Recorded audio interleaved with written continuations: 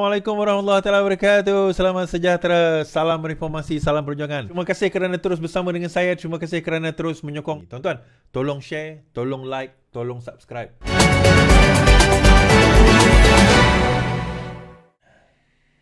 Awang Azman. Pemerhati, penganalisis siasatan individu untouchable beri risiko pada kerajaan. Pemerhati politik berpendapat tindakan SPRM menyiasat individu yang untouchable ataupun tidak boleh disentuh akan memberi kesan kepada kerajaan pimpinan Perdana Menteri. Bagi pensyarah akademik Melayu pengajian Melayu Universiti Melaya Dr. Awang Azman Awang Pawi, siasatan terhadap individu tertentu itu pastinya menjadi liku kepada kerajaan. Siasatan ini liku yang besar kepada kerajaan, saya kira. Tapi SPRM punya asas untuk menjalankan siasatan. Kalau tidak asas, maka tiada siasatan. Sudah satu, ia akan membawa risiko kepada kerajaan. Mereka akan disiasat, pemimpin besar atau tycoon besar, risikonya ada pada kerajaan. Tapi mereka yang disiasat tidak perlu bertindak balas jika tidak melakukan kesalahan, kecuali memang melakukan kesalahan. Kita berpegang kepada prinsip tidak bersalah selagi belum dibuktikan bersalah. Siasatan ke atas Daim menjadi tumpuan pemerhati politik. Daim juga merupakan individu yang berpengaruh dilihat sebagai proksi kepada bekas Perdana Menteri Mahathir Mohamad. Malah Daim sendiri mendakwa siasatan dijalankan SPRM terhadapnya merupakan satu penganiayaan politik. Sementara itu, pengendalian politik dan geostrategi Dr. Azmi Hassan pula berpandangan siasatan terhadap individu yang tidak boleh disentuh adalah elok bagi merungkai kebenaran. Ini katanya semasa pentadbiran bekas Perdana Menteri ada individu tertentu yang tidak boleh disentuh ataupun disiasat. Semasa era Dr. Mahathir, banyak tuduhan mengatakan Tun Daim dan keluarganya mengaut keuntungan secara tidak sah, tapi tak pernah dibuktikan. Tun Daim hanya mendiamkan diri. Itu tidak penting hakikatnya. Salah tetap salah jika mengaut keuntungan dengan cara salah dan SPRM punya tanggungjawab untuk membuktikannya. Now, komen saya tentang perkara ini, tuan-tuan. Kita kena sedar, tahun ini adalah tahun 25 tahun Parti Keadilan sejak ditubuhkan pada tahun 1999. Kan? Tahun ini adalah 25 tahun. Kalau sejak kes peristiwa pemencatan Datuk Seri Anwar Ibrahim, tahun depan adalah 25 tahun lah. Tapi untuk penubuhan Parti Keadilan tahun ini adalah 25 tahun Parti Keadilan, 1999 2024 25 tahun Parti Keadilan. Now, antara sebab penubuhan Parti Keadilan, siapa yang ingat dahulu, adalah antara lain reformasi terhadap sistem. Reformasi terhadap sistem. Sesiapa yang berada pada zaman perjuangan Parti Keadilan, penubuhan sebelumnya 1998, kita menyedari bahawa pada ketika itu Datuk Seri Anwar Ibrahim sudah mula tergugat. Bukan 1998 tu dia dah mula tergugat dah. Sebelum itu, saya antara orang yang membaca masa itu pertelingkahan di antara Datuk Seri Anwar Ibrahim dan juga Tun Mahathir. Dikatakan Datuk Seri Anwar Ibrahim ni naik terlalu cepat. Dia ada menegur terutama tentang bail out anak-anak Mahathir. So dia tak puas hati kroni-kroni Mahathir. So Mahathir rasa macam dia tak wajar, tak patut perkara itu dilakukan, maka nak dijatuhkan Datuk Seri Anwar Ibrahim. Tuan-tuan kena ingat Tun Mahathir ada 3 orang, kalau tersilap saya ada 3 timbalan pada waktu yang prominent, yang 2 prominent lah. 2 sangat prominent. Siapa dia, tuan-tuan? Musuh hitam Datuk Seri Anwar Ibrahim. Musuh ketat dia seorang lagi, Tengku Razali Hamzah. Tun Mahathir, itu musuh ketat dia. Tengku Razali Hamzah berjaya dikalahkan dengan dia pakai satu tanjak Sabah yang dikatakan ada salib. Kalah. Musuh hitam, dia berjaya jatuhkan dengan peristiwa memali. Kalah. Datuk Seri Anwar Ibrahim, so dia nak kalahkan macam mana? Datuk Seri Anwar Ibrahim dia nak kalahkan macam mana? Kes rasuah tak ada. Penggunaan salah guna kuasa tak ada. Skandal tak ada. So dia cari dan dia reka cerita pada waktu itu dan kemudian diakui sendiri oleh Tun Mahathir, iaitu liwat. Kenapa liwat, tuan-tuan? Kenapa cerita liwat? Kenapa liwat dibawa? Dia nak letakkan skandal-skandal rasuah dan sebagainya, tak boleh. Jadi dia kena-kenakan kepada satu skandal yang melibatkan seks. Di negara kita, seks melibatkan antara lelaki dan wanita di luar perkahwinan itu bukan satu kesalahan undang-undang. Dia satu kesalahan syariah, tapi bukan undang-undang. Namun begitu, liwat itu adalah satu kesalahan undang-undang jenayah. 20 tahun penjara dan sebatan. Jadi macam mana cara kita nak kenakan Datuk Seri Anwar Ibrahim ini? Macam mana cara? So, bagaimana cara dia lakukan pada tahun 97 especially, conveniently, driver kepada Wan Azizah mengaku bahawa beliau dilewat di satu villa bernama Villa Trivoli. Conveniently, tiba-tiba dia kata, saya telah dilewat. Tetapi tuan-tuan, dia ada satu buku yang dikeluarkan, kalau tak salah 50 dalil kenapa Anwar tidak boleh menjadi Perdana Menteri atau Timbalan Perdana Menteri pada masa itu dikeluarkan dan disebarkan di Perhimpunan Agung UMNO pada tahun 1997. 50 dalil. Dan antara yang membenarkan kononnya cerita dalil itu adalah Umi Hafidah. So di dalam dalil itu dikatakanlah dia main isteri orang, kacau isteri orang, isteri Azmin Ali lah. Kemudian dia kata dia ada kekasih ini, kekasih itu. Kemudian dia ada skandal liwat dengan Sukma. Kemudian pemain tenis dia. Last sekali semua ni Sukma kata, mula-mula dia mengaku, lepas tu dia kata tak ada. Pemain tenis Nala Kurapan, saya tengok nama dia. Mula-mula dia kata ada sebab polis suruh mengaku, lepas tu dia kata tak ada. Sebab masing-masing kata memang tak ada, tapi polis paksa je. Paksa dia orang suruh mengaku. So akhirnya yang stick adalah siapa tuan-tuan? Yang stick adalah Azizan. Tetapi Azizan macam juga cerita Saiful, mula-mula dia kata bahawa saya dipaksa. Sebab dipaksa dan rela adalah dua section yang berbeza di bawah Kanun Keseksaan 377B dan juga 377C kalau tidak silap saya. Now, kenapa dia kata dia dipaksa? Sebab teruk sangatlah, sebab dia bukan GAY. Dia bukannya luar tabi'i, tapi dia terpaksa mengaku dia luar tabi'i. So untuk mengelakkan supaya dia tak malu, saya dia katalah dia dipaksa. Tetapi apa orang kata, konspirator ni tak puas hati, dipaksa tak boleh, kena rela juga. So akhirnya dia mengaku rela, dia charge di bawah rela B, tetapi dia tak didakwa kerana dikatakan dia adalah pengadu. Mula-mula kata Villa Trivoli tu ada tarikh sekian. Bila dikontes kata tarikh sekian itu tengah renovation, tukar tarikh. Lepas tu bila dah tukar tarikh, okey, teruskan dengan tarikh itu. Dia tak ingat pun tarikh tu bila, tuan-tuan. So bila dah tukar tarikh, trial, mahkamah mendapati akhirnya di Mahkamah Persekutuan, liwat itu tidak berlaku. Datuk Seri Anwar Ibrahim didapati tidak bersalah. Naiknya tuan-tuan, 98 sampai 2004. 6 tahun. Dia ada satu lagi kes, salah guna kuasa. 6 tahun dia kena penjara. Maksimum dia kena penjara. Dan sebaik saja dia dijatuhkan hukuman, section mengenai hukuman tersebut dihapuskan. Dikatakan dia salah guna kuasa. Salah guna kuasa kat sini bukan rasuah. Ini ramai orang tak faham. Dia dipenjara 6 tahun bukan sebab dia rasuah. Bukan sebab dia salah guna kuasa memanipulasi. Tak. Pada masa itu Umi Hafidah dibawa untuk disoal siasat. Kemudian dia kata pada polis. Saya tak tahu polis ni macam mana kan. So sebagai Timbalan Perdana Menteri, dia kata pada ketua polis, bukan ketua polis negara, ketua polis KL pada waktu itu dia kata, hati-hati, maksudnya jangan lebih-lebih gertak-gertak saja. Itu perkataan dia.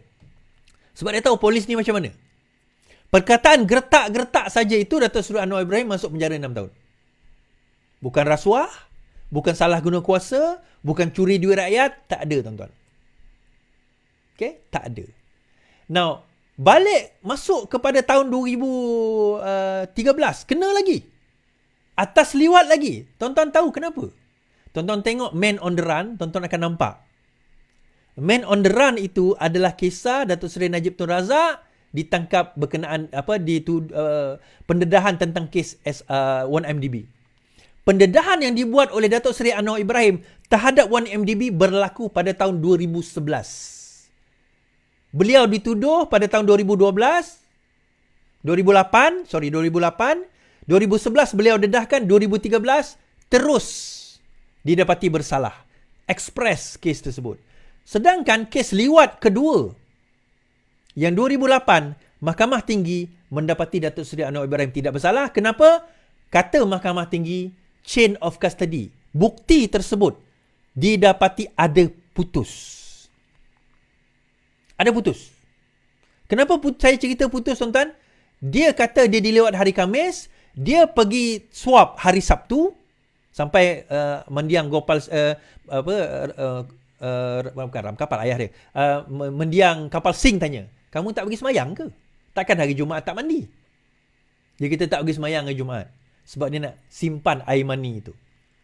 So bila hari Sabtu dia pergi, kemudian bagi pada polis simpan dalam laci 72 jam sebelum dihantar ke lab. Tak letak dalam peti ais, tuan-tuan, dalam laci je. Tak letak dalam peti sejuk, tak preserve, tak seal. So Mahkamah Tinggi mendapati Datuk Seri Anwar Ibrahim tidak bersalah. Tapi because of dia bawa kes 1MDB, akhirnya dia didapati bersalah. Kemudian orang sekarang ini, yang geng-geng walaon, geng-geng sekarang ini, pada masa itu PAS adalah antara yang membela Datuk Seri Anwar Ibrahim. PAS adalah orang yang membela, yang mengatakan tidak bersalah, sehingga kan Hadi Awang ada mengeluarkan satu buku bertajuk Kazaf. Saya cerita tentang Kazaf ni. Kazaf ni adalah, tuan-tuan, Datuk Seri Anwar Haji Hadi Awang, Tok Guru PAS Haji Hadi Awang mengeluarkan satu buku bertajuk Kazaf. Saya try beli buku tu, dah habis. Di dalam buku itu menyebut bahawa sekiranya kita menuduh seseorang yang suci itu sama ada berzina atau liwat. Saya ulang balik.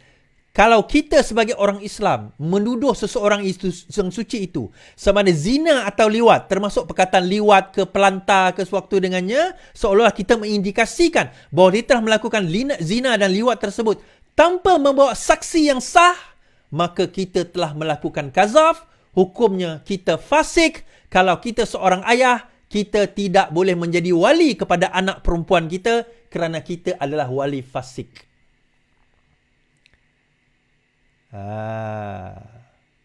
Oh, ada yang kata berdasarkan medical, air mani itu boleh kering, boleh dicek secara fakta. Saya cerita, tuan-tuan, saya nak tanya, air mani kau berapa lama boleh tahan? Berapa lama kering dia tu boleh tahan? Khamis Jumaat Sabtu 3 hari tau. Air mani kau boleh tahan berapa lama? 3 hari dalam keadaan cair, tak bercampur dengan najis. Air mani tau. Letak atas perut dah. Tengok berapa hari dia boleh tahan. Baik, kita lelaki, baik. Kita lelaki, jangan nak menipu. Itu yang pertama. Yang kedua, ada satu expert dibawa daripada luar negara. Dia isu satu air mani, satu DNA. DNA itu, menurut expert tersebut, selepas 72 jam, dia deteriorate. Bermakna dia degrade. Dia tak boleh, sukar nak menentukan DNA. Air mani satu hal. DNA satu hal. Tuan-tuan tak ingat berapa hari tadi? Hari Khamis kan? Hari Jumaat, hari Sabtu. Itu hari dia kena swab. Lepas itu, cotton itu diletak di dalam satu bekas. Diletak di dalam drawer polis. Lepas hari Ahad itu, hari Sabtu, hari Ahad, hari Isnin baru dihantar untuk cek. Bermakna dia ada 5 hari. Khamis, Jumaat, Sabtu, Ahad, Isnin baru dihantar untuk cek. 72 jam lepas kena swab. 5 hari ya. Ui, power air mani dia ni. Power DNA dia ni. Lepas 5 hari masih ada, boleh detect lagi. Dan menurut pakar DNA tersebut yang dibawa di dalam pembicaraan itu mengatakan adalah agak hampir mustahil untuk kita nak detect DNA untuk tempoh masa yang terlalu lama tersebut. Dua benda besar. Satu, pembuktian, evidence. Bukti itu sendiri boleh dibuang begitu saja. Yang kedua, kazaf. Fasik Pasik. Hashtag pasik, tuan-tuan. Tolong tulis. Pasik. Tolong tulis pasik. Saya bawa balik cerita apa yang Prof Awang Azman tadi sebut. Menyentuh persoalan tentang siapa yang Datuk Seri Anwar lawan ini sebenarnya. Sistem yang kita lawan ni, dia akan merosakkan, dia akan cuba sedaya upaya untuk nak mengenakan kita. Tonton tengok kes 1MDB di dalam Man on the Run tu. Tonton tahu Kevin Morais yang kena simen, DPP, pendakwa raya yang kena simen, kena bunuh sebab dia yang sediakan kes 1MDB. Saya tak cerita lagi berkenaan dengan bekas pengarah biro khas. Apa nama panggil, biro dia yang menyiasat kes SRC. Dia cerita pada saya, dia dapat peluru hidup. Orang hantar dia peluru hidup. Dia start siasat SRC tahun 2015. Dan kes itu Najib didapati bersalah dan dipenjarakan 12 tahun. Dia adalah pengarah yang menyiasat kes itu. Dan dia terima peluru hidup. Dia terima ugutan bunuh, tuan-tuan. Pada masa 2015 dia menyiasat kes itu. Nah, bila rakyat bercerita tentang Anwar Ibrahim tak buat reformasi, sekarang ini kita tengah melakukannya. That's why saya kata, setahun itu kena cari bukti dahulu. Ada orang tulis tahun lepas reformasi itu tidak berlaku. Kau baru 6 bulan jadi kerajaan, kau nak cerita reformasi. Kita takut, kita tangkap dia, tak cukup bukti, dia terlepas begitu saja. Kita boleh cas sekali. Kita tak boleh cas orang di atas pertuduhan yang sama, di atas section yang sama 2 kali. Kerana cukup tak cukup bukti. Tak boleh. Kita kena cukupkan bukti dahulu, baru kita boleh charge. Ini pun masih lagi nak gali lagi bukti untuk kita nak form evidence nak pergi charge dia. Bila kita bercakap soal reformasi ini yang kita maksudkan. Ini yang kita maksudkan. Ada orang tanya, kenapa tak dakwa lagi Mahathir Is? Tak ada kes ke? Itu saya kata. Kelicikan dia orang ini adalah, dia bukan macam kes Najib. Duit masuk dalam akaun bank sendiri. Dia bukan macam kes Najib, duit masuk akaun bank sendiri. Yang ini dia orang memang bijak, tuan-tuan. Dia ada kroni, dia ada proxy dia. Dia ada dia punya cara dan tata cara dia. Dia orang tahu sistem, dia yang cipta sistem tu.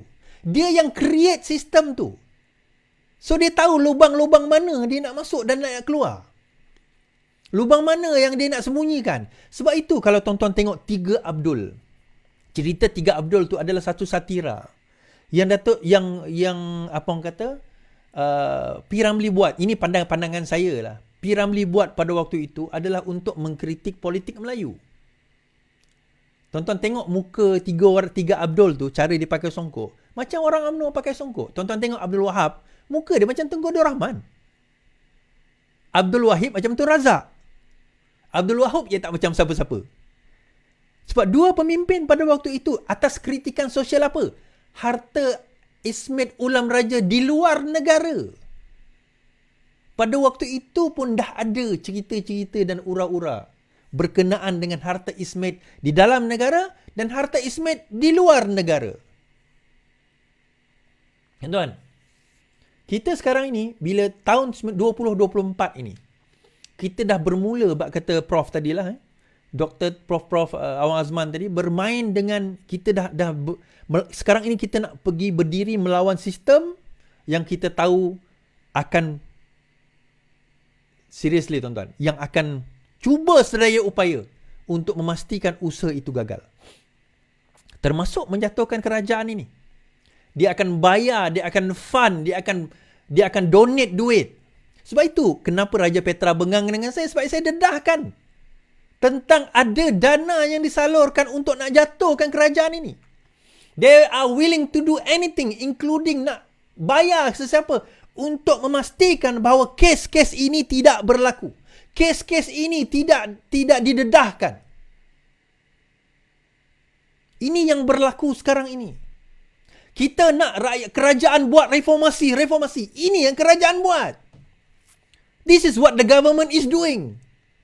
Tetapi kita macam tak nampak apa yang kerajaan cuba buat. Kau nak desak kerajaan buat reformasi. Kerajaan dah sedang buat reformasi. Tangkap orang itu. Kerajaan bukan tangkap sekadar ikan bilis tau. Kerajaan tangkap jerung-jerung dia tangkap. Dan risiko dia, di langkah Dubai. Bukan langkah Dubai. Saya tak kata tak ada langkah Dubai. Duit dana ni nak dibawa masuk. Nak pergi rasuahkan apa orang kata ahli parlimen supaya melompat. Benda itu yang tuan-tuan ingat kartel ayam, makan ayam. Itu kartel harga makanan ayam. Zaman PN memerintah, dia tak berjaya selesaikan pun kartel makanan ayam ni. Sampai dia kena buat apa? Pasukan jihad harga barang pun tak berjaya. Mat Sabu relax je. Pom, settle masalah telur. Settle masalah harga ayam. Pap, terus pergi denda dia orang 400 juta. Aku nak tengok lepas ni berani tak berani kata-kata ni. Bengang tak dia orang kau? Of course dia orang bengang. Adakah dia akan melakukan sesuatu? Of course dia akan melakukan sesuatu. Soalannya, berjaya atau tidak? Panjang saya nak cerita tu, tuan-tuan. Jadi kita tengok bagaimana semua usaha ini sebenarnya tujuan dia apa. Daripada Datuk Seri Anwar Ibrahim ditangkap dahulu, kita tengok reformasi, dituduh liwat dan sebagainya. Kes-kes itu adalah tujuan utama dia. Nak menutup mulut Datuk Seri Anwar Ibrahim dengan harapan bahawa dia dah cukuplah Anwar. Kau dah masuk penjara, tak payah lagi nak buat reformasi. Tak payah lagi nak lawan dengan sistem ni, tak payah. Anwar dia dah lawan sistem sejak 60-an, tuan-tuan. Sampai sekarang 2024, tuan-tuan kira, yang lahir 60 pun dah pencen dah sekarang ni. Dia masih lagi nak tegakkan kebenaran itu. Dan setelah puluhan tahun, dia dah menjadi Perdana Menteri, kerja dia baru bermula. Bukan berakhir. Ini baru permulaan ni. Yang duduk lawan selama ini, sekarang ini dia baru bermula. So, macam mana kita nak bantu Is? Pastikan kerajaan ini kekal. Itu je. Jangan bagi dia orang semua untuk nak ambil alih kerajaan ini, kita kata. Kalau tak, sia-sia usaha kita. Serius cakap. Tuan-tuan, kalau kerajaan ini diambil alih daripada tangan Datuk Seri Anwar Ibrahim dalam tempoh masa sekarang ini, kita maksudnya kita dah langkah 10 tahun ke belakang lah. That's it lah. No hope for this country anymore kalau benda tu berlaku.